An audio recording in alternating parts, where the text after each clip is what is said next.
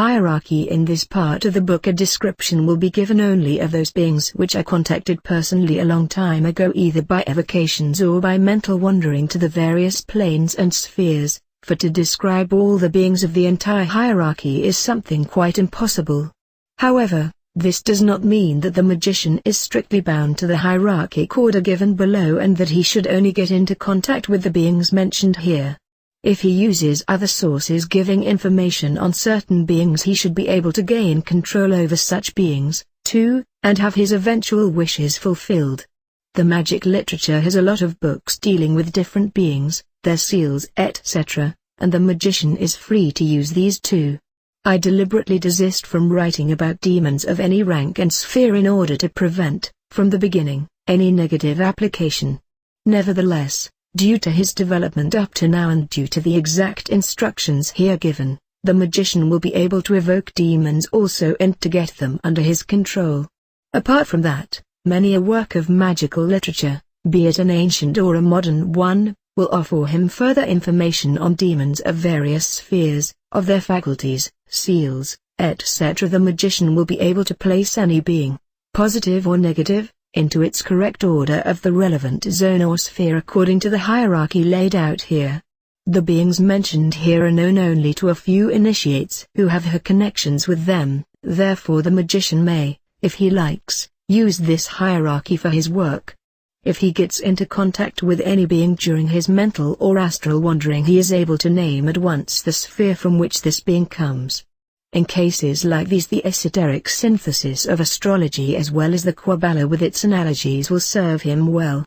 A person knowing much about Kabbalah will give at once the right name to a being judging from its qualities, color, etc. without being deluded by the possibility that the being might, at that moment, be given another name than its usual one. The magician knows that the name is actually the mirror of the being's true fundamental qualities.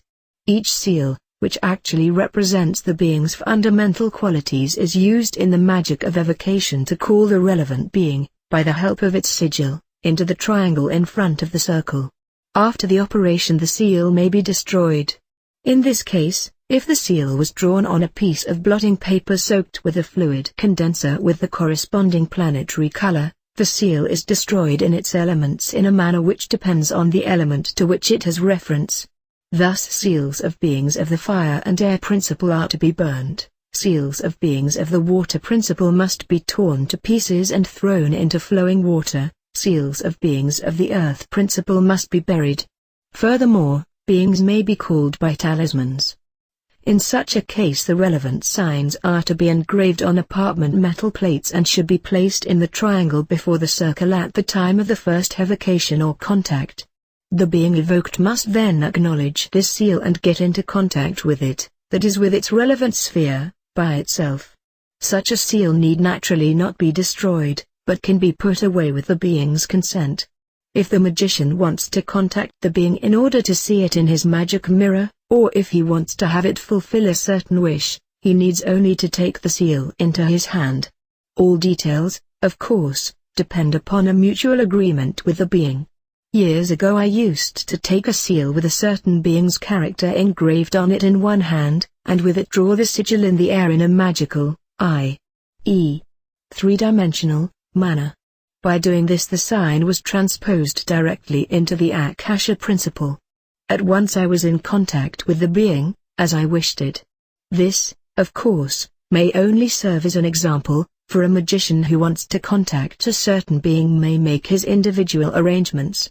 Should a magician want to keep up a constant connection with a certain sphere or being, he needs only to carry the seal with him all the time, either as an amulet, a ring, or anything similar.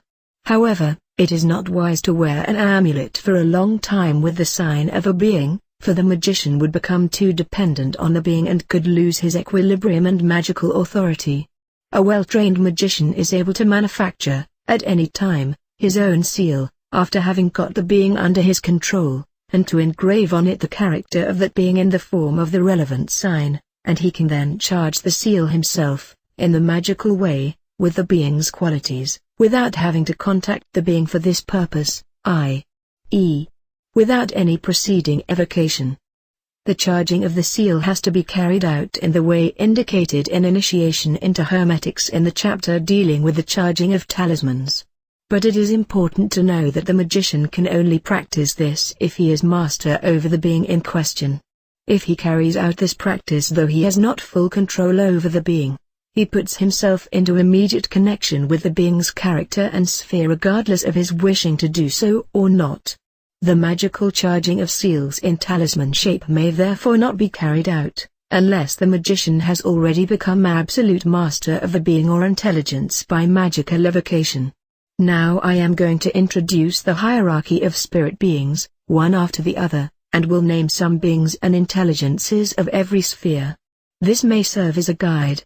As already mentioned, each sphere, according to our measurements, is inhabited by millions of beings, all of which have different ranks due to their different qualities and each are given certain ranges of influencing power. I have set under individual chapters the beings and intelligences with which I have maintained personal contact. Apart from these, I have also dealt with many others of the most diverse spheres, but the ones mentioned below may serve the magician well as guiding principles for magical evocations, for it must eventually be left to him to compile his own hierarchy of beings he gets into contact with by transposing his consciousness into one sphere or the other.